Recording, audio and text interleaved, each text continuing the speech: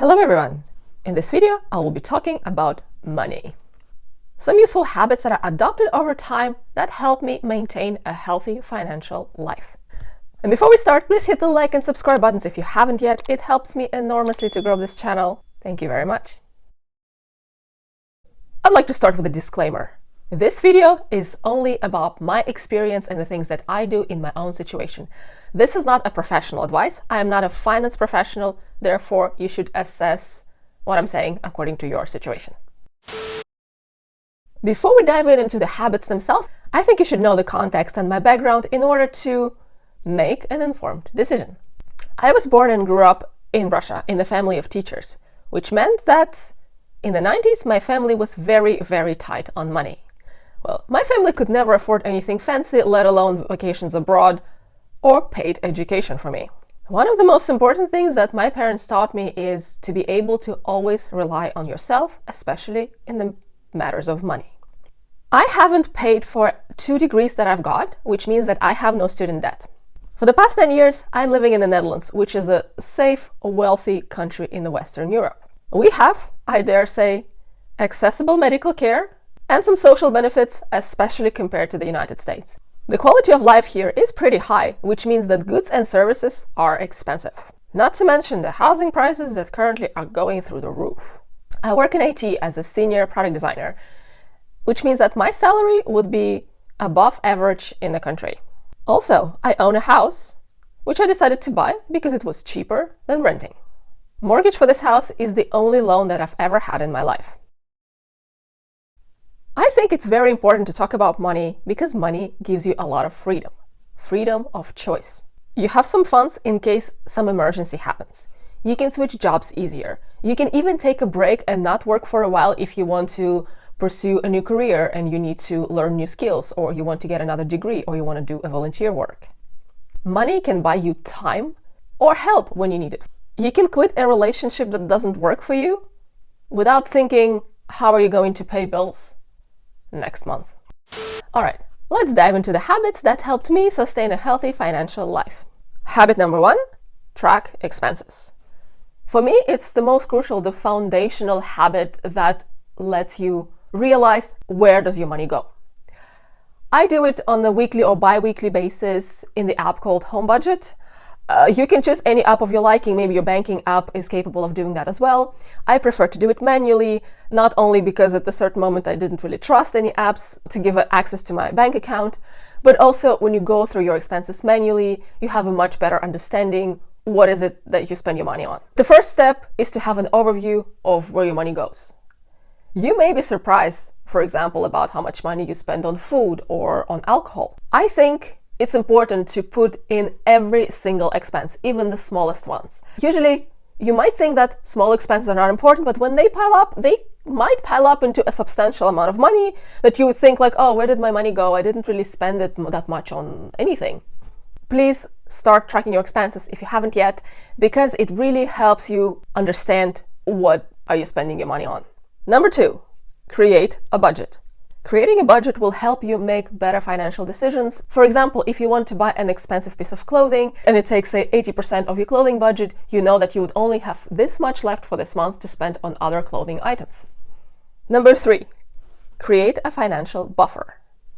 That essentially means save money. Because you already know how much money you spend and you most likely know how much money you earn, especially if you have a regular job, you need to figure out what portion of your income you can save on a monthly basis. My goal is saving at least 30% of my income. Sometimes it's possible, sometimes it's not. But I think it's good to start with any amount. It doesn't have to be a certain percentage. If you can save $100, please do that because it's better than nothing. I think it's a good idea to strive to a number between 10 and 20% and try to save enough money to have a financial buffer. The finance professionals usually recommend about 3 to 6 months of your monthly expenses. So it doesn't have to be 3 or to 6 your monthly salaries because you may not actually spend the whole salary. If you don't have any financial buffer, your 3 to 6 monthly salaries stored in your savings account, for example, start with saving 10 to 20% of your money in order to create that buffer before you do anything else with your money. That will bring you comfort of thinking that if something happens, you have money to cover that. Habit number 4, start investing. As I already mentioned in one of my previous videos, I didn't start investing till, well, rather recently, and I regret that because investing in, for example, index funds or ETFs is a relatively safe way to grow your wealth, or at least not to lose your money when it comes to inflation. I invest in stocks and ETFs. And as I already mentioned, this is not a financial advice. You can lose money when investing in certain products. But historically, markets were growing, which means that it's very likely that in the next 10, 20, 30 years, the money that you will invest would also grow. All right, next several habits relate to the spending habits. Number 5, do not buy something that you cannot afford and avoid loans. My point is, if you want to buy a product that you cannot afford, you probably shouldn't buy it. You probably should look for another alternative, or you need to save up for that product so you can just buy it without getting a loan for it. If you cannot afford an expensive phone or an expensive laptop or an expensive holiday or an expensive wedding, do not do that. Because these loans are very available for everyone and you want to have your instant gratification, you want to have it here and now, it's very tempting to get a loan and to get the thing that you desire so much right now. But for your financial life, it is a much healthier decision to either go for a cheaper alternative or wait until you have the finances. I think this is not the best choice when you want to buy something to impress another person. When you want to appear richer or more successful or more whatever than you actually are. It is really not worth it in the end. I don't think this is such a good idea to waste your money on making an impression to people that may not even care about you that much. All right, moving on. Avoid lifestyle inflation. Lifestyle inflation happens when you start earning more and you think that you can afford more. Imagine you were buying a $15 t-shirt. Now you start getting a little bit more money and you think, okay, maybe I can afford to buy a $25 t-shirt. This is the example of lifestyle inflation. You are still buying a t-shirt, for instance, I don't know, you buy several t-shirts a year, but then they will cost you 40% more. And if that applies to every other aspect of your life, for example, a more expensive car, or you can go to the restaurants more often, or you can afford a more expensive housing, if you're not careful about this, you do not have more money left because your expenses grew proportionally to your income. And of course, say if you're coming from some difficult situation, you had a student loan, that was your first job, it is normal that over time, of course, you would probably be spending more money on certain things because you will go for quality things that will work for you more. But generally, my idea here is that you should be aware of those things. That's why you should never stop tracking your finances. And you could see that, okay, last month I spent $200 on clothing and this month is $300. What happened? I think it's important to just catch these kind of things and be mindful about that. Habit number 7, buy in bulk. I'm talking about things like pasta or flour or sugar or salt that you may use for quite a while, which makes sense to buy in a bigger amounts. It could also be toilet paper. Well, we all remember the crazy times when people were buying toilet paper. Just make sure that you really need this much of the products that you're buying and that they actually can last that long. Number 8, buy secondhand. That is my favorite thing. I barely ever buy new clothes anymore. I always buy everything secondhand, or as they call it now, pre-loved. It also applies to things like electronics or other goods that really don't have to be new. For example, if you have a new hobby and you're not sure how much you want to commit to that, how much you are invested, but you still need some supplies for that hobby, you can as well try to buy them secondhand. The same goes for furniture or interior decorations, baby clothes because children grow really fast, and maybe even cars. Especially if that's your first car, maybe not the best idea to buy it new. Number 9, beware of sales. You know how enticing that might be when you see that label minus 70% and you think like, oh, this is such a good deal, I should get it. The question that you need to ask yourself is whether you actually need it. Is that important for you to have that thing? Will you pay for it if it was full price? You are not saving any money if you're spending money on a thing that you don't need. That's one. Another thing is, often the shops really trick you into thinking that this is a discounted price, when the price before was actually not much higher or not higher at all. Please be careful when it comes to sales and discounts, when people go crazy and buy things like 2 for the price of 1. Think about whether you actually need 2 of these items, especially if these are 2 irons or 2 water boilers. Do you really need 2 of those? Tip number 10, that relates to the previous one, called sleep on it. I often don't buy things right away. I wait for a day or 2, sometimes a week, and I try to contemplate whether I actually need that, what would be the use. And if it's a yes, still after several days, I'll go and buy it for myself. I also need to point out that I am an underbuyer, so I am likely not to buy something even if I need it, even if this is important for me, than to just splurge here and there on different things. But this habit, to sleep on it, oftentimes prevented me from buying things that may not be that important to me. Number 11, look for the discount codes. Sometimes I still buy things that are new in the store. It could be something like perfume or skincare, could be things that I just need really quickly. Or, for example, if I buy gifts for someone, I still try to Google for any coupons or any discount codes that I can apply to my purchase. Often websites give you the discount if you're a new customer.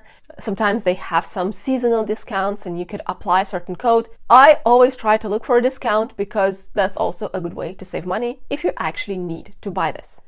Number 12, look for a sustainable alternative. I already mentioned that you shouldn't buy things that you cannot afford. So in this case, a sustainable alternative might be something that is as nice or a similar quality perhaps, or similar functionality, but for cheaper. For example, if you cannot afford a Dyson vacuum cleaner for 600 euros, you can buy an alternative that will clean your house also pretty well for maybe a third or a sixth of that price. Well, another category of more sustainable alternatives are literally more sustainable things. And by that I mean, instead of buying plastic bags all the time, you can buy one cotton shopper and use that for your shopping. So that like that you will save money in the long run and it will be a better alternative for environment. For example, as a woman, you can go for a menstrual cup instead of using other disposable female hygiene products. You can go for perhaps more expensive but a better quality items so that they will last you long, so you don't have to replace them as much. That goes for shoes, accessories, clothing items, furniture items. Sometimes the more expensive thing might be a better decision for you in the long run. In this case, you can look at the cost per use. If, say, a piece of clothing is lasting you for 3 years and you're wearing it every single day, for example, it could be a good pair of jeans, the cost per wear would be minuscule.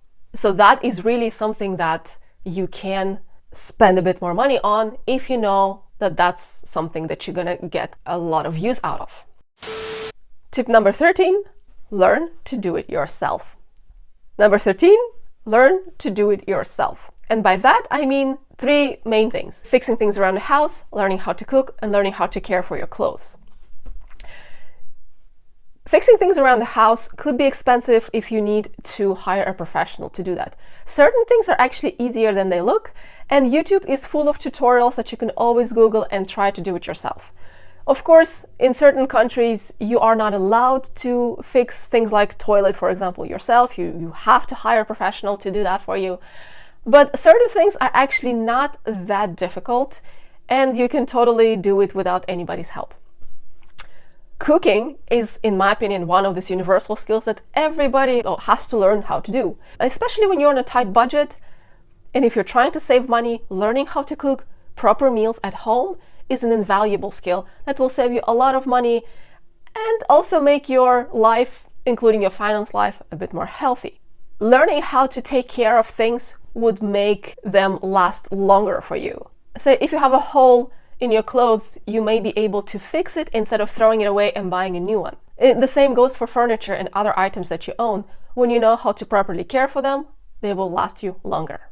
Of course, you can go far beyond these 3 skills and you can, for instance, learn how to do renovations in your own house, or building your own house, or creating your own furniture. Some people, for instance, learn how to sew or knit their own clothes because for some reason they cannot find anything that they like or what fits them. This may or may not be something for you, but I think it's worth looking into what kind of skills you can learn in order to improve your financial life. Last but not least on this list, number 14, make more money. I know it's easier said than done, but bear with me. If you tried everything you can to save money and you really cannot spend any more than you spend and you still don't have enough, it's time to think about the ways how to earn more. Because you cannot, there is a limit to your spending. You cannot spend less than a certain amount of money. In this section, I'm not going to tell you to rent an extra apartment that you have and have this passive income from that apartment because, everybody has an extra apartment to rent, right? Let's look at some more realistic things. We can start with doing something at your job. Perhaps you can take on more responsibilities at your work and ask a raise for that. Usually it actually works the other way around. You already take on more responsibilities and you can just present that. Have a conversation with your manager about your current responsibilities and what is the value that you bring to the company so that you would like to get more money for that. I think it's the most crucial thing because it could be the case that your manager would only hear this whole question like, oh, give me more money. But the idea is to have this conversation from the point of view that you are bringing this value, emphasis on the value, and that you would like to get some money in exchange for that value that you bring to the company.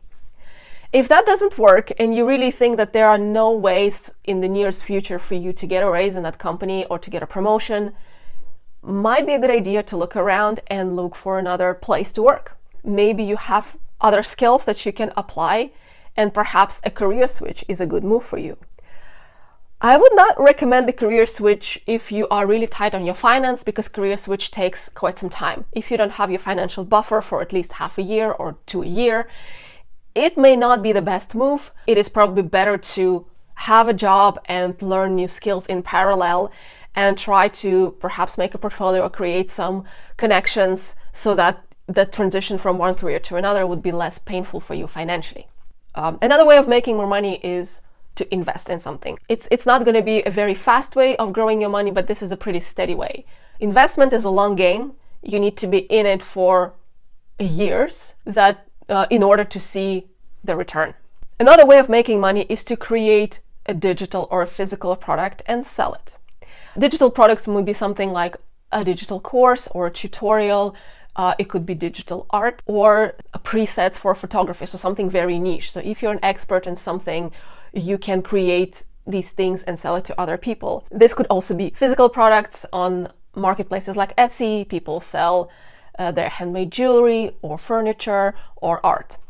Another idea is to offer your skills, your expertise on a freelance website such as Upwork, or you can teach your native language online. And of course, if you have an extra house, you can always rent it out. And that was it for this video. Thank you so much for watching. Do you know any other money habits that help you maintain a healthy financial life? Let me know in the comments below. I appreciate it so much that you're here. Thank you for watching. Please hit the like and subscribe buttons if you haven't yet, and I will see you next week. Bye.